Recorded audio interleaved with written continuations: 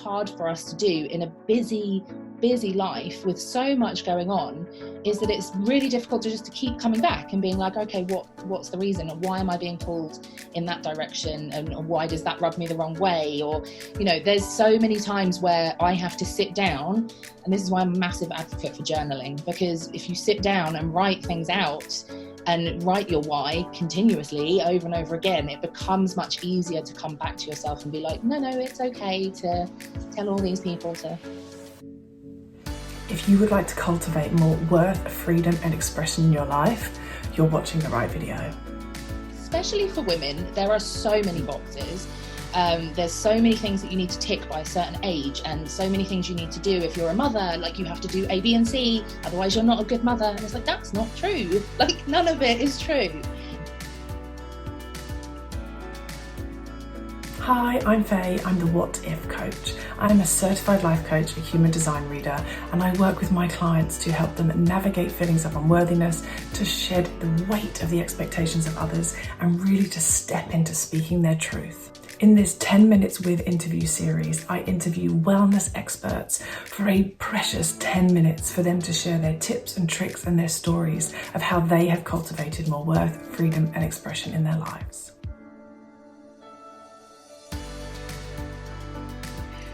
Hi everyone, and welcome back to the 10 Minutes With interview series. I'm delighted to be joined by Julie today, where we'll be talking about knowing your worth, feeling of freedom and finding your expression.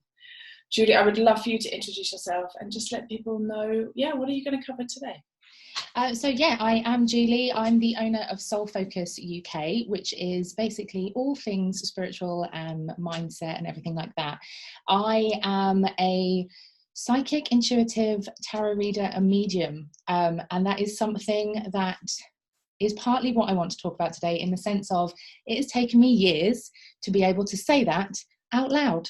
I totally get, even as you said it, I was like, oh, that sounds yummy. And actually owning that in itself, right, I imagine has been 100%. And that is very much what I kind of want to talk about.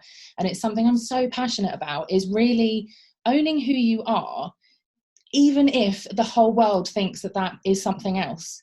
Because the image that comes to mind when I tell people that I'm a psychic, and the faces I get, that's not me. I do not sit and meditate. I don't I don't wear hemp clothes. I don't even do yoga. I'm not. God forbid. I know, right? In my industry,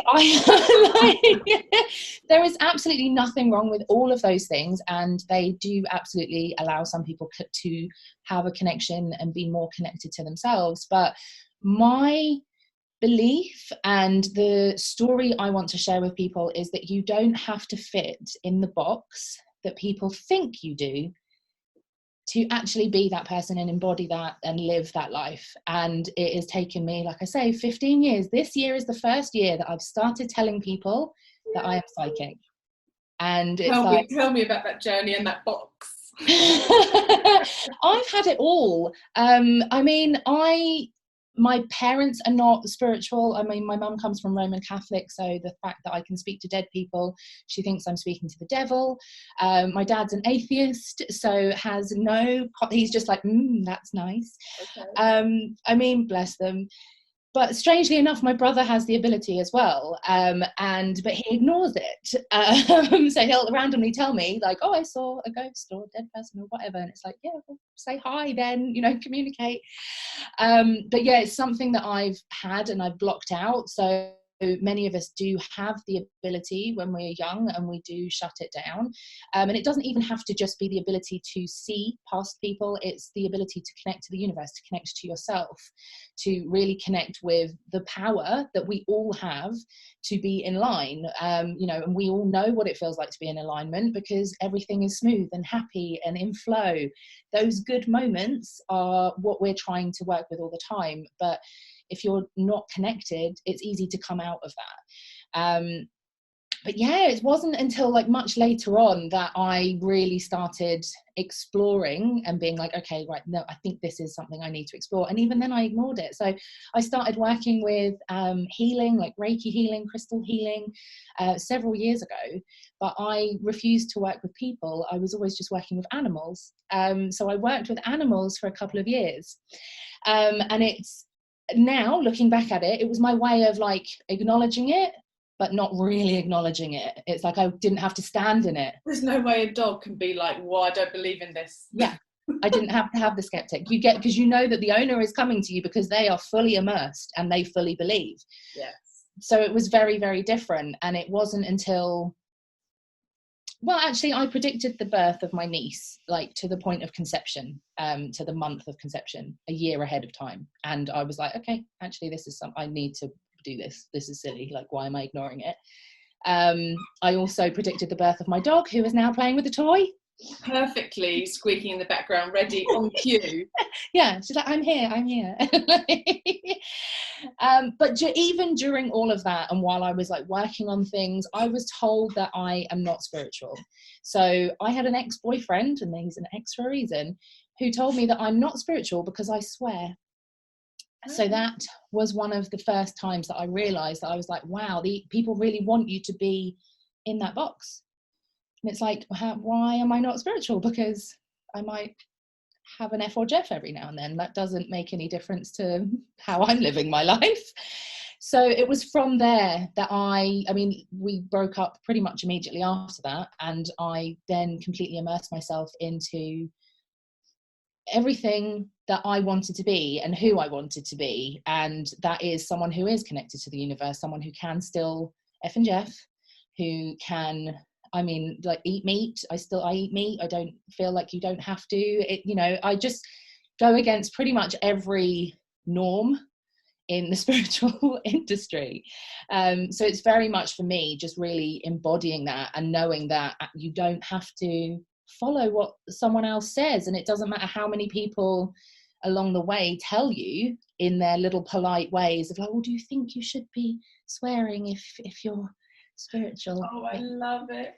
And there is that, the feel your freedom basically was a really fancy way of saying like shedding the expectations of others. Kind of those things were born out of, in my own experience, with like, oh my God, I'm trying to fit into all these expectations in all these places. But I think, like you say, it's exhausting and you can't be yourself. Like, no, there's nowhere to move. Thing. There's, especially for women, there are so many boxes. There's so many things that you need to tick by a certain age, and so many things you need to do. If you're a mother, like you have to do A, B, and C, otherwise you're not a good mother. And it's like, that's not true. Like, none of it is true. Everything that people, society, everything just is pressed on individuals continually, and it just, we're not all supposed to be the same. We're not all supposed to fit into the molds that we sort of think we should. And it's very much about, like, for me, really remembering your why, because it's so easy to be pulled and swayed. Like, yes, I have these realizations and I'm like, okay, yeah, I can be myself and, still do all of this. But then there's still times that it's like that self-doubt creeps in and I have to come back and remember, like, actually, no, I'm supposed to be me.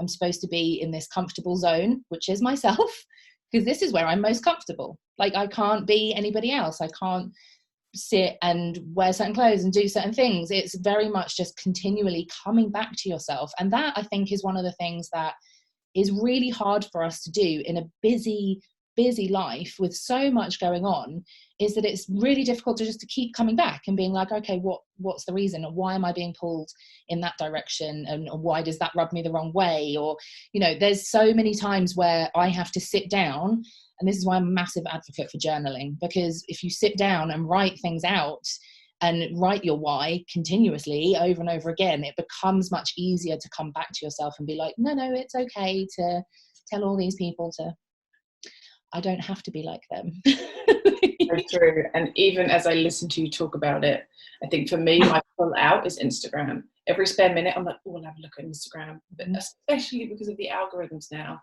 I'm given people in my industry, people have been doing similar things, and it's very easy to think, to just look and compare. So I think that journaling piece is really powerful. Yeah, I mean, Instagram, I'm exactly the same. I found that like I want to be able to reach people and help people, but so many people are doing the same thing or trying to fit in the same box, and it's like, okay, actually, how do I want to do this? So even recently, I've changed how I do tarot, because I found that so many people will lean on tarot readers to give them answers to the questions that they don't want to answer themselves. They know the answer. So I now specifically say, I'm not going to sit here and tell you whether or not your boyfriend is cheating on you, but I will look to see how you can improve your life to make you feel better, to elevate yourself. And that's how I've then like swapped away. But there is still, it's constant, like all of these things, like you say, on your feed, because you get all the people in the same industry. And I'm like, oh, maybe I should be doing this or that. And it's like, no, that's not my purpose. Like you just have to keep coming back to what makes you happy, what you resonate with, and what you're aligned with. Even those words, I'm like, that myself is like, thank you. And what for the people watching, what would be your kind of juicy, like one tip or first step if they're perhaps not feeling aligned, if they're not connected to their self? What would be a great place to start? Oh, this is always so hard because it seems to vary for me all the time. But for me personally, I'll do it this way. It's like, if I don't feel aligned, it's very much about taking time. And I know everybody says that, but again, it's not taking time how everybody else may expect you to or want you to. Or, some people are like, oh, you should just take a week off Instagram, or just take a week off work. It's like, well, what if my having time to myself is just a really long dog walk? Like, it's just what actually resonates with you. There are certain things that technically they are meditations. Like dog walking is my meditation. Like, so yes, I don't sit and like this, but I'm active on my meditation. So it's doing something that just clears your brain, whether that is washing up, doing your makeup is another one. It's just taking time just for you in your own space, just thinking about like nothing other than what you're doing. That will always help you get aligned, and listening to what comes into your head when you're doing that, because that is your connection to yourself. You'll find that once you start to clear those things, the craziness away, that first thing that comes in your head is your intuition. And it's something that's probably crossed your mind multiple times, but most of the time, most people don't listen to it. So it's taking the time for yourself, no matter what that looks like, and then just hearing your own thoughts without letting them run away from you. Yes. And I would add on that, before we part ways, I was listening to some human design information recently, and she was saying you need like 20 minutes a day where you're not consuming information, so that your aura can kind of clean out. And it can be that you're making a smoothie, it can be that you're walking the dog, but you're not listening to a podcast, you're not reading something, you're not scrolling, just kind of clear out energetically. 100%.